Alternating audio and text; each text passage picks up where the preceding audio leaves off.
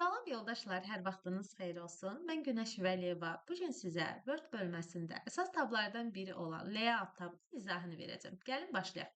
Bildiyiniz kimi layout tabı təkcə Word bölməsində əsas tabdır. Page layout Excel-dədir. PowerPoint-də isə layout və yaxud da page layout yoxdur. Layout əsas tabdır. 3 dənə lent qrupu var. Page setup, paragraf, arrange.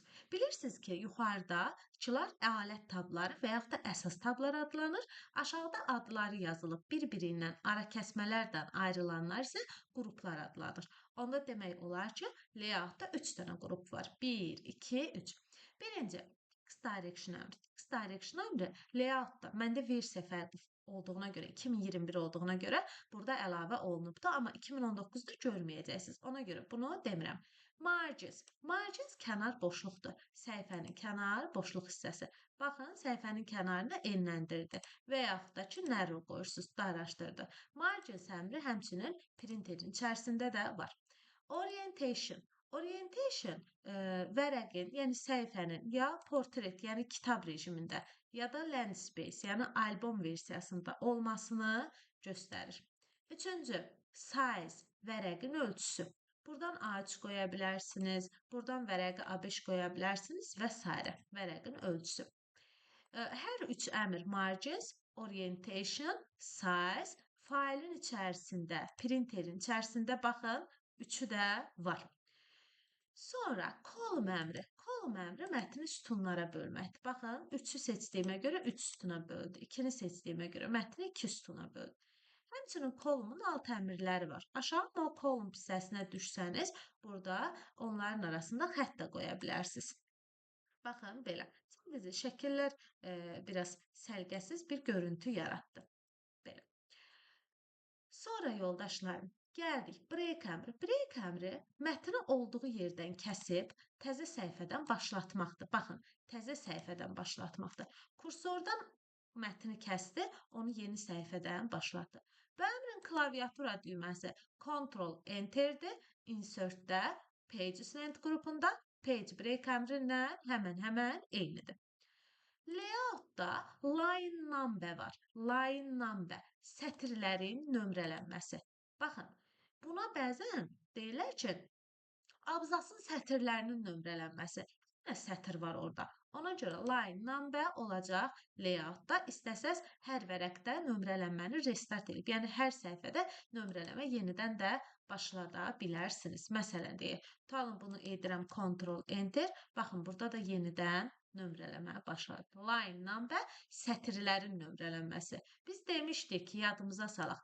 Əgər abzasların nömrələnməsi deyirsə home-da paragraf, sənədin nömrələnməsi, səhifələrin nömrələnməsi deyirsə, insert-də, header, footer-da page number, sətirlərin nömrələnməsi deyirsə, line number adlanır.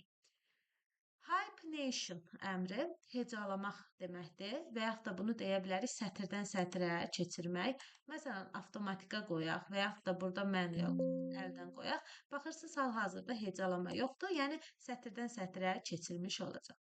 Page setup'ın bu aşağı qıraq tərəfdə yerləşən üçbucağı ümumiyyətlə deyirik ki, hər hansı bir lent qrupunun sonunda varsa, ona deyirik ki, dialoq pəncərəsi. Dövlət qulluğunun qəbulunda da xüsusi olaraq imtahana düşən sual Page setup'ın dialoq pəncərəsinin əlavələridir. Marginsdir, paper'dır, layout'dur. Deməli, yoldaşlarım, onu qeyd edim ki, marginsin içərisindən məsafələri, orientasiyanı təyin etmək olar. Paper'dan səhifələrin ölçülərini, enliliyini, hündürlüyünü təyin etmək olar. Layout bölməsindən də yenə header footerları tək və cüt səhifələrdə yenə onların məsafələrini də təyin etmək olar. Belə. Əgər sizə desə ki, layout-da page setup'ın içində olan əmrlər, söhbət buradan gedir. Yox, orada dialoq sözü işlənibsə, söhbət buradan gedir. Bir də marginsin içərisində burada qatır position var, cildləmə məsafəsi. Qatır, daha doğrusu bu. Qatır, cildləmə məsafəsini qoya bilərsiniz. İstəsəz onu soldan ya da sağdan edə bilərsiniz. Məsələn, deyək, tutalım bunu qoyuram 5 sm. Baxın indi, gördünüz, buradan 5 sm məsafə qoydu. Belə. İkinci, paragraf lent qrupu. Bilirsiniz ki, home-da paraqraf lent qrupu var. Mən demişdim ki, əgər sizdən soruşsa ki, abzasların avtomatik düzləndirilməsi soldan, sağdan, mərkəzdən, tam düzləndirilməsi bu homedur. Yox, o məsafəni özünüz təyin edirsə, indent abzasın soldan məsafəsini özünüz təyin edirsinizsə, bu harda olacaq və yaxud da sağdan məsafəsini. Bu olacaq layoutun içərisində məsafəni də özünüz təyin etmiş olursunuz. Spanning isə iki yerə bölünür. Bir before var, bir after var.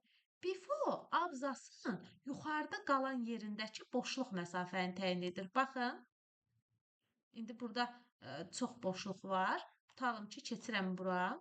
Aha, bura. Baxın, indi məsafəni görürsünüz, boşluq məsafəsini. İndi gəlirəm, düşürəm, bax bura, aşağı hissəyə. Bu. İndi buradan after'ını qoyuram.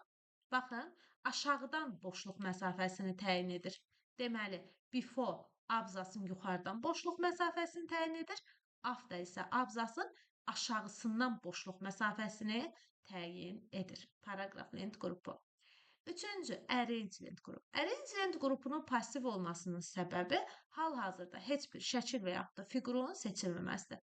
Baxın, mən fiquru seçən kimi arrange lent qrupu aktiv olur. Qeyd edim ki, fiqur əlavə edərkən və yaxud da şəkil əlavə edərkən picture format və yaxud da shape format köməkçi lent tabları açılır. Və arrange həmçinin layoutda olmaqla bərabər köməkçi formatın içində də var. Yəni, fərqi yoxdur. Shape formatı oldu, picture formatı oldu. Hökmən formatın içərisində arrange lent qrupu var və burada olduğu kimidir. Heç bir fərqi yoxdur. Birinci, position əmri. Position əmri fiqurun səhifədə yeridir. Səhifədə. Məsələn, tutalım ki, ortaya çəkir. Baxın, ortadaydı burada. Görürsünüz? Burada. Buna qoydum. İndi solda olacaq. Sonra sağa keçəcək. Sonra aşağı düşəcək. Aşağı ortaya. Belə. Position fiqurun vərəqdə yeridir. Wrap text fiqurun mətnə əsasən yeridir. Baxın, burada məsələn, deyə sarını seçmişəm. Behind qoyuram, arxasında. Baxın, mətn onun arxasında, mətnin arxasında qaldı. Behind. Mətnin arxasında. In front qoyanda önündə olur. Top bottom qoyanda məsələn, həm yuxarıdan, həm aşağıdan məsafə təyin etmiş olursunuz. Və belə. Top bottom. Suruda belə qoyur, tight'da belə, square'da dörtkünc, belə. Yəni məsafəsini təyin edir.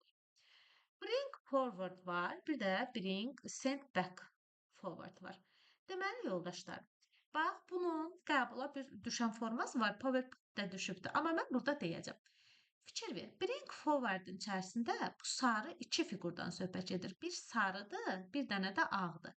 Burada sarı öndədir, bring önə gətirib. Burada send arxadadır.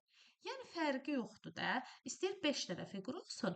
Bring send bircə dənə ya önə gətirəcək, ya da bircə dənə arxaya aparacaq. Məsələn, bax, bu qırmızı bu sarının arxasında. Düzdür.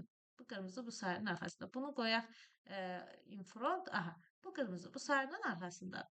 Sonra bunu da lap qırmızımızı da gətirib bunun üstünə qoyaq. İndi mən sarını seçirəm, bring eləyirəm. Sarı gördünmü? Bircə dənə önə gəldi. Send eləyirəm. Sarı bircə dənə arxaya keçdi. Əgər sizdən soruşsalar ki, məsələn, burada indi lap bunu seçirəm. Çəhrayı rəng. Çəhrayı mı? Hə, çəhrayı deyəcəm. Bunu seçirəm. Burada bring to front var. Bax bu. Bring to front. Görürsən, burada bir dənə sarı, o biri fiqurların üstünə gəlib. Yəni, bu neçə dənə fiqur olursa olsun, hamısından önə keçirir.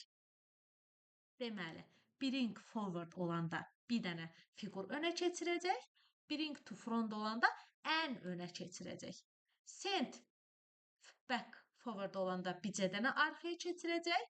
Send to back olanda ən arxaya keçirəcək. Dövlət qulluğunun qəbuluna da düşübdür. Sonra, məsələn, elə o qəbulu da sizə göstərim. Qəbula baxın, yoldaşlarım. Bizdən istəyib ki, bring to front əmrini. Demişdim ki, bring to front əmri ən önə keçirəcək. Qeyd olunmuş, yəni bu fiqur ən ön plana çıxacaq. Orada yadından çıxdı. Bilmirsən ki, bir idimi, yoxsa tutalım ki, hamısından əvvələ keçirdidir. Baxın, 2 dənə şəkil olanda, 2 dənə fiqur olanda bircə dənə önə keçirdir. 3 dənə fiqur olanda ən önə keçirdir. Belə. Selection pane əmri fiqurları fiqurları qırağa edək. Selection pane əmri fiqurlar haqqında məlumat verir, onların adlarını, onları show all göstərmək, hide all gizlətmək olar. Belə. Align-da yenə tutalım bu fiquru seçmisinizsə, sola, mərkəzə, sağa, yuxarı, ortadan, aşağıdan, üfüqi, şaquli və burada gridiniz, tor xətti də qoymaq olar, riyaziyyat dəftəri kimi etmək olar. Gridiniz burada. Align wrap textə çox oxşuyur, daha doğrusu position'a çox oxşuyur. Çünki burada da fiquru səhifədə istənilən yerə qoya bilirsiniz. Sonra gələk bu gridinizi çıxardaq. Rotate döndərmək. Məsələn, bunu seçirəm, rotate edirəm. İmtahana düşüb sağa 90 dərəcə, sonra 90 dərəcə. Üfüqi, şaquli istiqamətdə döndərmək. Belə. Qrup əmri passivdir. Çünki bizə dənə seçilib. Kontrol basılı tutub sarı fiquru da və yaxud da çəhrayını da seçirəm. Qrup əmri aktivləşdi. Sonra onları qrup edirəm. Bunlar artıq hər yerə bir gedib, bir gəlirlər. Qruplaşdılar. Qrupdan çıxartmaq üçün qrup əmrinin üzərində unqrup əmrini vurmaq lazımdır və bu zaman fiqurlar qrupdan çıxacaq. Bu oldu layout tabının izahı.